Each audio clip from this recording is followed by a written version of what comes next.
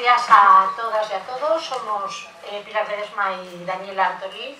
Venimos del Juan Sobrarias. Os vamos a presentar una parte de nuestro proyecto de formación e innovación que estamos llevando desde hace 2-3 años y luego unos cuantos más de intentonas y de desafíos poco encauzados.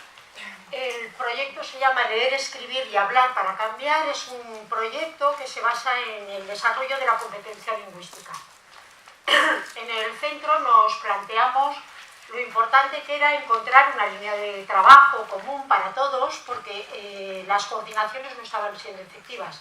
Si no hay una línea de trabajo, un mismo pensamiento acerca de cómo tenemos que enseñar a los alumnos, difícilmente podremos llevar a cabo una coordinación que realmente sea efectiva, que tenga repercusión en el aula. Pensamos que lo más importante es manejar la competencia lingüística, porque la competencia lingüística es la competencia instrumental, es la vía de acceso al conocimiento, y por otro lado es el lenguaje, el motor o el instrumento que utilizamos para regular el comportamiento. En este proyecto, como os decía, es un proyecto de formación e innovación.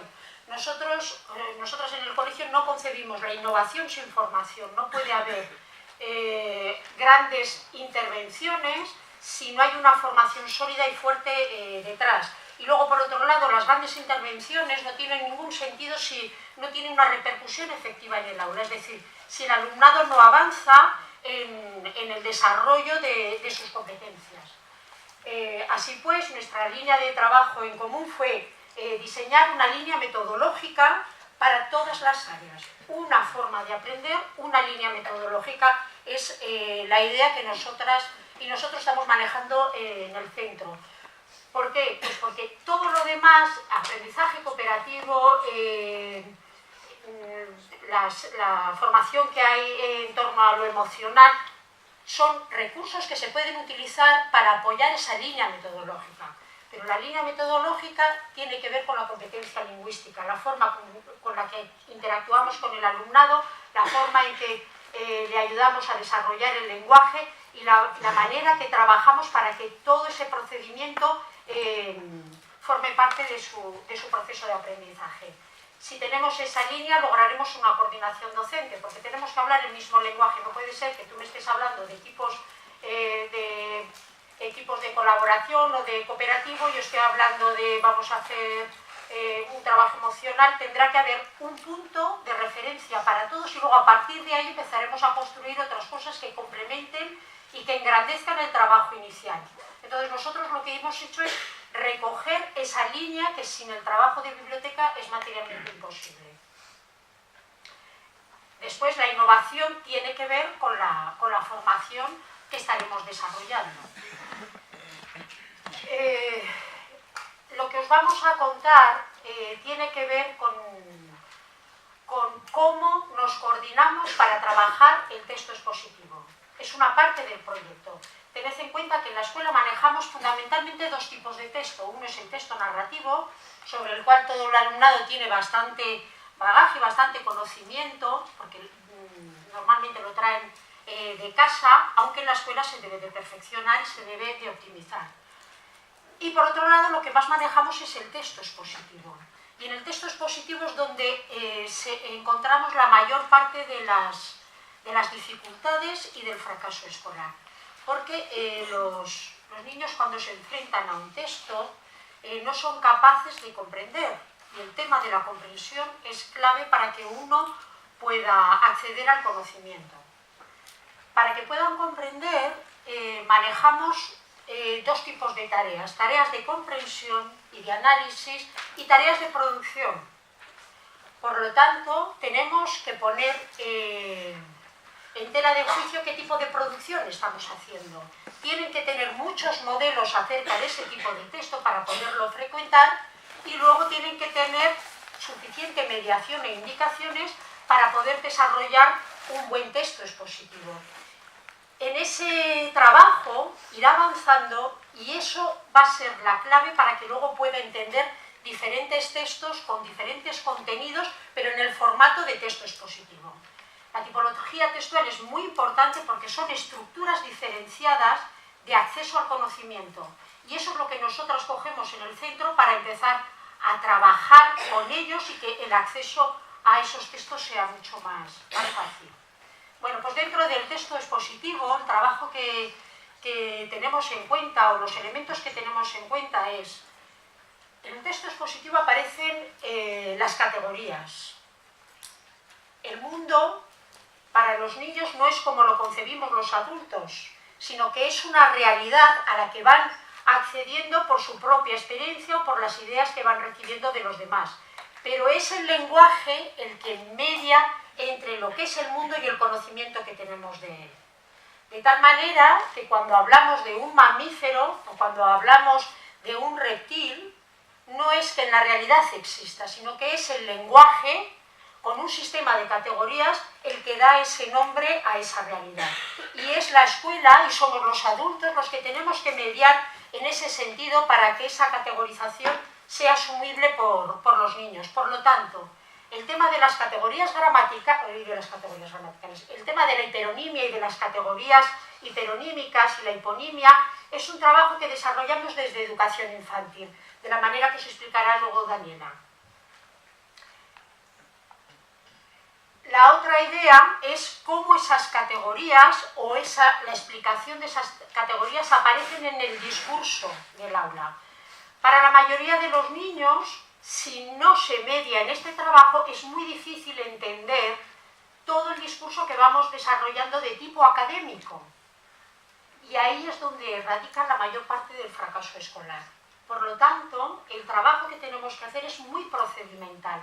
Debe haber mucha más participación de los niños y en nuestro centro hemos llegado a generar como una especie de protocolo de actuación en todas las aulas, para que no sea solo un discurso directo y haya poca intervención por parte del crío. Si no hay intervención, no hay vinculación con el contenido.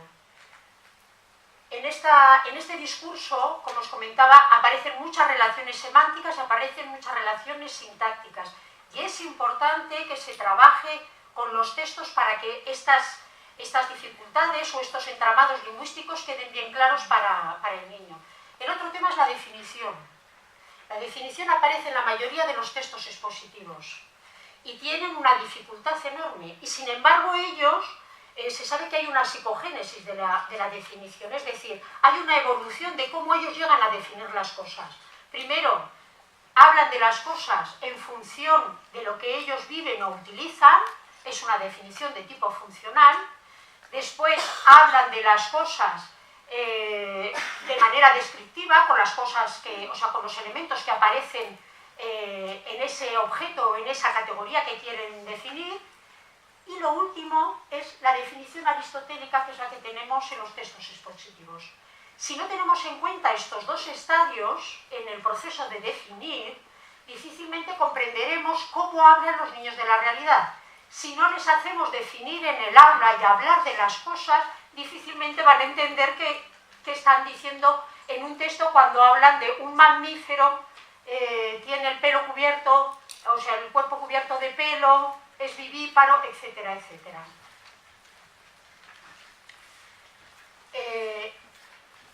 El otro elemento que hemos analizado para el texto expositivo es el desarrollo de las listas. Hay un artículo y un trabajo muy interesante de Ana Teberovsky y de Angélica Sepúlveda, un artículo que, bueno, si os interesa, intentaré colgarlo en el blog. Me parece que es algo así como de las listas a los textos y de los textos a las listas. ¿En qué consiste? Pues es un trabajo, es una investigación que ya se han hecho con un corpus bastante importante en escuelas de Barcelona, y lo que van viendo es que en la medida que el profesor trabaja con los niños el análisis textual, extrayendo elementos y categorías del texto y hablando de ellos y luego retornándolos a una escritura textual, en ese proceso se encuentran unos grandes avances en el desarrollo de la competencia lingüística y en el desarrollo de los contenidos que tienen que aprender, ¿vale? No sé si me he explicado bien. Cogen los textos, casi todo en el mundo se puede listar y se puede categorizar. En infantil, el texto enumerativo y el listado es lo más asequible para el niño en cuanto a producción. Trabajamos ya desde los textos porque tienen un sentido y es significativo, tanto para leer como para escribir. Y lo que hacemos con los textos es extraer del texto el listado. Cuando tú extraes de un texto un listado, estás haciendo un trabajo metalingüístico, porque lo que haces es reflexionar sobre algo que estaba en discurso y lo sacas para pensar y hablar de él. Y lo organizas porque hay unas relaciones semánticas que mantienen esa unión en ese listado. Finalmente, dentro de los textos expositivos, empezaríamos a hablar del tema de la coherencia y cohesión. Y fijaos que la coherencia y la cohesión y la adecuación son tres características textuales que se proponen trabajar desde el minuto cero. Es importante que desde infantil tengamos en cuenta estas características para que luego, cuando pasen a primaria y a secundaria, efectivamente haya una línea metodológica, un trabajo de unión desde pequeños hasta mayores, y que estos niños que van a encarar el texto expositivo cuando llegan al instituto no fracasen tanto, porque hay un fracaso muy elevado.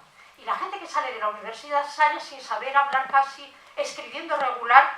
No sé si estáis de acuerdo, pero hay muchas dificultades en el tema del lenguaje, pero creo que se hace mucha memoria, mucha reproducción mecánica y poca reflexión, y poca escritura y frecuentación de biblioteca.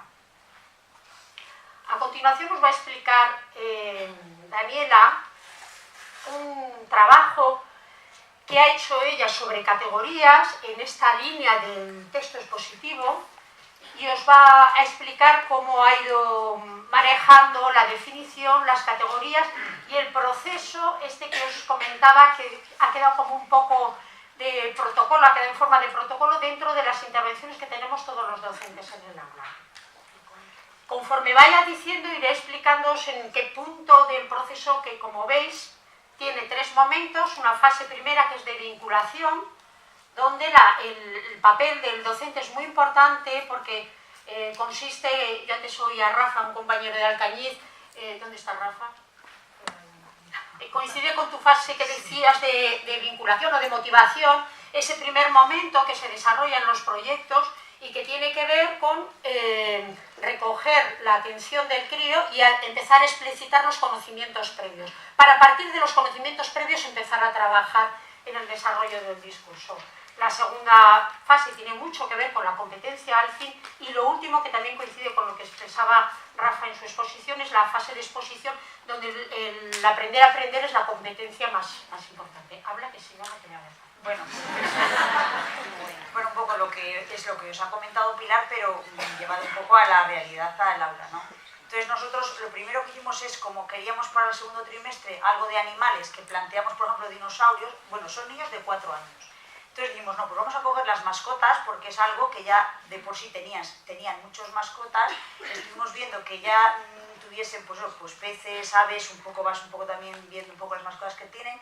Y lo que hicimos lo primero fue darles una hoja para que recogiesen junto con las familias, que siempre procuramos que haya una colaboración con la familia, o bien que vengan a alguna visita, o bien que participen de alguna manera. Bueno, entonces en este caso era una hoja informativa, y entonces pues se preguntaba qué mascota tienes, cómo es, qué mascota tienes, cómo es, cómo la cuidas y por qué la tienes. Entonces sobre eso los niños que tenían mascota lo rellenaron, y entonces vinieron, y la primera parte era que ellos explicaban a sus compañeros, trabajando un poco el lenguaje oral, pues todo lo que sabían de sus mascotas. Entonces nosotros lo íbamos recogiendo en listados, ¿vale? Cuando acabaron todos, pues ya nos fuimos dando cuenta que dentro de esos listados, con lo que dice Pilar, que siempre con la participación de ellos, no es que tú sino de lo que ellos han dicho y han recogido, vamos haciendo listados. Pues habíamos visto pues que habían dicho, por ejemplo, uno había tenido pues un perrito que había nacido pues con chupando el biberón y tal. Bueno, pues ahí empezamos a hacer listados de cómo nacían. Pues ya salieron de dos formas, pues unos de huevos, como los peces, como las tortugas, tal. Pues ¿qué tenían? Pues me habían dicho, pues tienen pelos, tienen huesos, tienen pulmones. Bueno, lo de pulmones salía por otra cosa, pero salió. ¿Qué comían? Y dónde vivían, dónde los teníamos. Entonces, sobre ese listado y eso que ellos hicieron, lo que planteamos nosotros fue organizar. Venga, pues ¿cómo lo vamos a organizar? Y esto que os he traído aquí, en realidad lo hacíamos en el encerado, lo íbamos poniendo poco a poco. yo no llegaba y se lo plantaba, sino que le hemos dicho, venga, pues ¿qué vamos a poner? Pues vamos a poner el gato de Jaime. Pues poníamos aquí el gato de Jaime y empezamos, venga, pues ¿qué vamos a hacer primero? Pues ¿cómo nace? Y entonces buscábamos el paquetito de cómo nace. Y aquí teníamos dos, iban mirando ellos, pues ¿nace de huevo? Pues no, nace de la tripa de su madre, pues vamos a ponerlo. Pues ¿qué tiene? Y aquí teníamos nuestras tarjetitas, decíamos, pues mira, pues no tiene plumas, pues tiene, iban poniendo lo que tenían. Todo esto había salido en los listados, ¿vale? Quiero hacer un poco hincapié en eso, que es un trabajo que ellos, tú recoges y luego reviertes en ellos. El listado, habíamos buscado en internet las fotografías de lo que ellos habían dicho. Pues si me decía tiene escamas o tiene pelo, pues a partir de ese listado hacíamos las tarjetas, ¿vale? Y aquí lo que hacíamos luego en clase era organizar esa información que teníamos, ¿vale? Vale. Entonces, si os dais cuenta, esta sería la primera fase. La primera fase, ella se pone en contacto con los niños y lo que hace es generar un interés que per se ya lo tiene, porque los animales les gustan mucho a los niños, además son sus mascotas. Ella ha partido de algo muy próximo a ellos porque sabe que ya va a generar interés, la propia realidad que les rodea. Sobre esa realidad empieza a interpelar al niño para que hable de eso, y ella recoge por escrito todo lo que van diciendo. Esto es muy importante porque el niño se da cuenta de las relaciones que hay entre lo oral y lo escrito. Y por otro lado, también percibe que hay una forma de organizar lo escrito. Como bien dice, primero a modo de lluvia de ideas y luego empieza a hacer listados que responden a criterios de selección, que son estos. Cómo nacen, qué tienen, qué comen, dónde viven. La generación de criterios para el texto expositivo también es sumamente interesante e importante, porque uno no tiene criterio de lo que no conoce. Pero si extrapola esa idea a los demás elementos, sí que puede generar criterios. Y si se trabajan en el aula, todavía más, ¿vale? Entonces, lo que ha hecho es, a partir de los conocimientos previos, organizarlo en forma de listado y organizarlo no solo en forma de listado, sino respondiendo a unos criterios adecuados. Esa estructuración, si se hace en infantil, se puede hacer en la universidad también. Es decir, es una metodología que se puede utilizar. Todos lo podemos hacer, independientemente del área que llevemos a cabo. Como esta estructuración todavía es un poco definida, siguen trabajando en el tema de... Sí, bueno, esto yo tengo que decir que nos sirvió mucho. A ver, yo sobre todo destacar de aquí que el niño que era capaz de ir ordenando todo te lo decía y luego él pues decía un poco todo, ¿no? Que el texto expositivo fuese capaz con la ayuda visual de decirlo todo. Y luego, por ejemplo, los niños porque los niños todo esto lo saben, quiero decir que nosotros no les enseñamos nada, ellos ya todo esto lo tienen, ellos lo saben, se trataba un poco de organizar esa información que ellos tienen. Y luego, por ejemplo, los niños que no saben, que difícilmente participan, pues la verdad es que también salieron a participar, quiero decir que fue una cosa que nos gustó y demás, ¿vale? Bueno, entonces a partir de aquí lo que hacíamos era buscamos información, empezaron a traerme niños libros de animales y también sobre todo yo busqué mucho apoyo visual en vídeos, que fuese algo muy visual, porque al ser muy pequeños, pues bueno, eso es lo que más les llama la atención.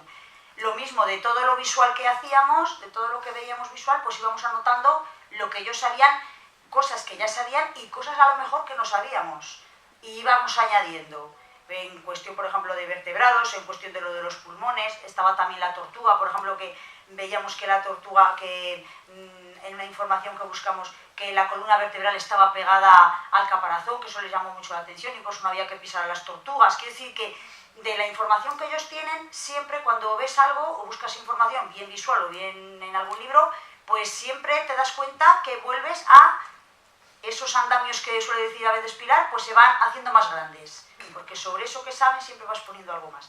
Entonces empezamos eso, a buscar cosas y por equipos lo que hicimos fue, cada equipo se encargó de hacer una mascota, un animal. Teníamos los peces, las tortugas, las cobayas, los perros y los gatos.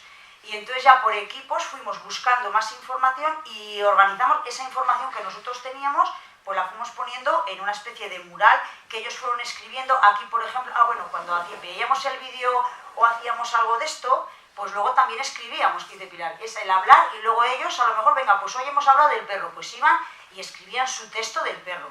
Muchos, pues como ya hemos hecho muchas listas, te ponen las rayitas de las listas y otros pues ya ven que no, que el texto sigue, ¿no?, que es seguido. Y aquí, por ejemplo, lo hacíamos por equipos, fuimos trabajándolo, ponían muchísimo cuidado a la hora de escribir, por ejemplo, que hasta los que más van corriendo, pues como era para enseñar a otros, pues ponían mucho empeño. Fuimos viendo distintas cosas y luego lo que la tercera parte era exponer. Y entonces, en principio, habíamos pensado exponerlo a unos niños con los que hacemos el apadrinamiento lector de tercero, pero al final, digo, se van a cortar porque, claro, en cuanto a eso, pues se quedaban así parados. Entonces, lo que hice es grabarlos con el móvil y van explicando cada equipo su mural, y luego lo veíamos. Y a mí eso me ha parecido, yo no lo había, por ejemplo, hecho nunca, y me parece estupendo porque luego ellos ven, no solamente el niño que explica, porque aquí venía, pues esto lo va a explicar Alejandro, esto lo va a explicar, y van explicándolo cada uno. Pero luego el comportamiento también de los que estaban al lado, ¿no? Y era muy curioso. De esta manera, el texto que pretendíamos trabajar, porque hemos trabajado más tipo listado que trabajamos La Bruja, que eran como listados, o sea, un libro hicimos de La Bruja, pero eran como con etiquetas, para que os hagáis un poco una idea, ¿no? Y luego también trabajamos el texto narrativo en el cuento del gato con botas. Entonces esto sería un tipo de texto expositivo en el que ya incluso algunos niños te cogían y a la hora de escribir te ponían, por ejemplo, el gato, cuando hicimos el gato, te ponían el gato, y alguno hacía rayas. Como me veían que yo en la pizarra ponía el gato y ponía con unas tiras de cartulina y era como una especie de esquema, ¿no? Otra cosa que hicimos también aquí, por ejemplo, para llegar a la categorización que hice Pilar, poníamos un animal y lo rellenábamos. Por ejemplo, aquí he puesto como si fuese el gato. Y luego poníamos otro animal. Y entonces íbamos diciendo, imaginaos que aquí pongo luego el pez. Y decía, entonces ¿cómo nace? ¿Podemos dejar esta etiqueta aquí? Y entonces decían, no, pues esta la quitamos. Y era un poco comparar, ir comparando. Y íbamos quitando todo lo que no era. Y al final, pues nos dimos cuenta, por ejemplo, de que todas las mascotas que teníamos, todas tenían huesos, por ejemplo, ¿vale? Entonces, claro, tú les vas diciendo, entonces, como tienen columna vertebral, pues claro, eran vertebrados, o los que tenían, por ejemplo, los que tenían huevo, los que nacían del vientre, pues eran vivíparos, y ellos van aprendiendo ese vocabulario y van utilizándolo, ¿vale? No es tan importante, a lo mejor, que utilicen esa tecnología de manera certera, pero sí que vean y que establezcan relaciones entre los distintos elementos basadas en distintos criterios, bien sea de semejanza, bien sea por antagonismo, del tipo que sea, y que eso tiene una estructura. Y eso es lo que conforma el pensamiento y lo que les va a ayudar a mejorar el desarrollo lingüístico. Este trabajo bien llevado y bien coordinado, pensad que aparece texto discontinuo y texto continuo. Y en los textos y en la recogida que hacemos luego de los niños, se ve claramente cómo se apropian de todo lo que hemos trabajado. No se pueden apropiar de lo que no hacemos. Entonces a veces pedimos cosas a las que dedicamos poco tiempo. Bueno, a mí me ha pasado que crees que por hablar muy bien ya está todo hecho y en las cabezas está lo que está. Y tú no eres lo más importante, desde luego. Entonces, pues claro, si no se trabaja el procedimiento, si no se está continuamente hablando, leyendo y escribiendo, difícilmente pueden llegar a conectar con la información que está escrita. En estos momentos que todavía hay más información y en distintos soportes y distintos formatos, este trabajo todavía es mucho más importante, porque necesitan tener más capacidad crítica para seleccionar y decidir qué es lo válido y qué es lo que no vale. ¿De acuerdo? Esto está en la línea de la competencia ALFI, que es el objetivo que tiene nuestro centro a ir consiguiendo y a ir desarrollando y formando a nuestros alumnos. Bueno, pues estas tres fases se van desarrollando en distintos cursos y con distintas áreas. Lo vamos implementando dentro del centro. ¿Queréis preguntar alguna cosa? Es alfabetización informacional. Es el concepto que se utiliza, o las siglas que se utilizan, o la competencia, que bueno, tiene que ver con esa capacidad crítica para poder decidir, seleccionar y utilizar la información. Por eso decimos que es un objetivo muy a largo plazo, pero es un objetivo que se debe trabajar desde infantil, en la medida que cada uno en su etapa y con las competencias del crío puede desarrollar. ¿Más cosas? ¿Cómo lo hacéis para reuniros infantil, primaria? ¿Cómo es esa organización? Yo estoy de apoyo en el centro. Entonces, cuando empezamos a desarrollar este proyecto, yo propuse al equipo directivo llevar esta idea que llevaba en mente. Yo trabajaba con las compañeras de infantil, y con los compañeros de infantil la verdad es que somos un equipo bastante importante y hemos trabajado bien en estos aspectos, pero sobre todo habíamos hecho texto narrativo, algo de competencia matemática y hay elementos pues, que todavía nos faltaban. Yo les dije, digo, bueno, pues lo que sabemos nosotros tenemos que extrapolarlo y compartirlo con los compañeros y tenemos que llevar una formación que sea fuerte para todo el centro. ¿Cómo lo hacemos? Bueno, si uno está allá arriba, el otro está allá abajo, hacemos un claustro cada 2 por 3, entonces aprovechando que yo estaba de apoyo, voy por las clases, hago el apoyo a los niños, hemos establecido unas prioridades, si hay críos que necesitan apoyo fuerte, yo me cojo y me centro en los niños, si es un apoyo al aula, es apoyo al aula y al maestro. Y entonces lo que hacemos es, sobre su trabajo, que está trabajando con libro de texto y quiere dejar o quiere hacer prácticas, lo hacemos poco a poco, ¿eh? Entonces yo les digo, del libro de texto vamos a hacer esto, y aquí vamos a incluir esto, o vamos a coger estos contenidos, los vamos a trabajar, porque todo lo temático, el contenido temático, lo curricular, hay que darlo, pero es susceptible de ser modificado. Y sobre eso vemos qué contenidos o qué parte lingüística vamos a desarrollar, es decir, cómo vamos a trabajar esos contenidos.